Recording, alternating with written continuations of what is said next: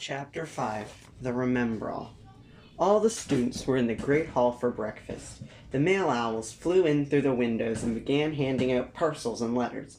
One owl flew over Neville and dropped a small box on his lap. Neville picked up the box and opened it. Inside was a small glass ball filled with smoke. "Hey, look! Neville's got a Remembrall!" Michael Corner pointed out, grabbing the rest of the table's attention. "When smoke turns red, you've forgotten something," Terry Boot added. And then, as if on cue, the smoke turned red. "The only problem is, I can't remember what I've forgotten," Neville admitted. At the smitherin table, Dean and Seamus were chatting. What do you think will happen if I drop a grenade in a glass of water?" Seamus asked Dean. Before Dean could reply, Seamus pulled the pin from one of his grenades and dropped it in his glass of water. A large explosion occurred, and glass shards and water blasted everywhere, mostly at Seamus. Everyone in the hall looked over at them and began laughing. The Smitherins had gun trick class with the Peter Gryffindors first thing after breakfast. When they entered the class, a man who looked strangely like Keanu Reeves stood at the front of the class. Dean ended up being seated between Seamus and the Hermione girl. I am Professor Wick, and I am the gun trick teacher," he greeted them. "Today, you will be using your firearms to keep a feather in the air. You may begin when ready," Wick instructed. Of course, Hermione and her kitchen gun were perfect for the job. The gun didn't destroy the feather like everyone else's.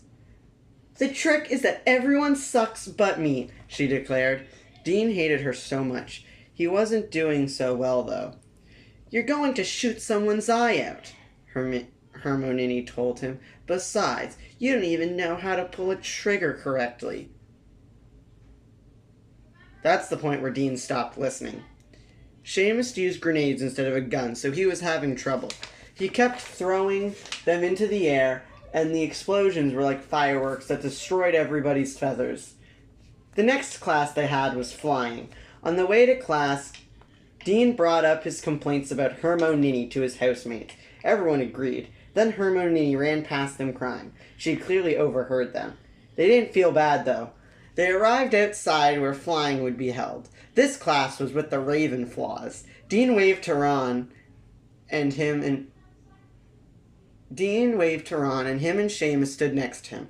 The teacher came out, and she looked like a deranged eagle. "I am Madam Hooch, and welcome to your first flying lesson." She walked past all the students. "And I want you all to pick up your brooms and mount them. When I blow this whistle, I want you to kick off the ground. Hover for a few moments and touch back down," she told them before blowing the whistle. Everyone did as they were told. They flew for a couple seconds and touched back down.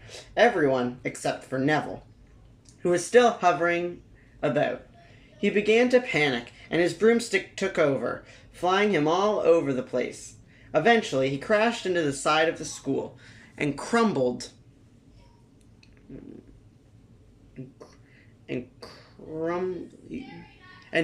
from his broom. He fell quite a long way, and it looked like he was about to fall to his death, when suddenly he froze midair, 3 meters above the ground, like a film had been paused. He was suspended like that for about 5 minutes. Everyone just crowded around him. Then his eyes glowed white, his arms spread out into a T-pose, and his mouth fell open. That was when everyone realized that Neville was the reincarnation of Christ. He began to speak, but the voice was not Neville's. "Greetings, my beloved gunslingers. It is I, your savior. I have a couple of messages to deliver. First off, I have sent Neville's true consciousness to the celestial realm, and he has seen glimpses of the Dark Lord. Secondly, this boy is very precious, not only because he is my new form, but other reasons I cannot say. Protect him with your lives. I have saved him this once, but I will not offer this favor again." And with that, Neville awoke and dropped to the ground. What happened?" Neville moaned. "I need to take you to the headmaster. You deserve his attention," Madam Hooch told Neville. pulling him off with her. After she left, Malfoy ran forwards. "Hey, look, he dropped his Remembrall!" Draco shouted. Draco then jumped on a broom and flew off. Dean glared at him and climbed on his own. "Give it here," he called. He called after Malfoy. "How about..." "No," he shouted before chucking the orb away from them. Dean dived after the Remembrall and caught it.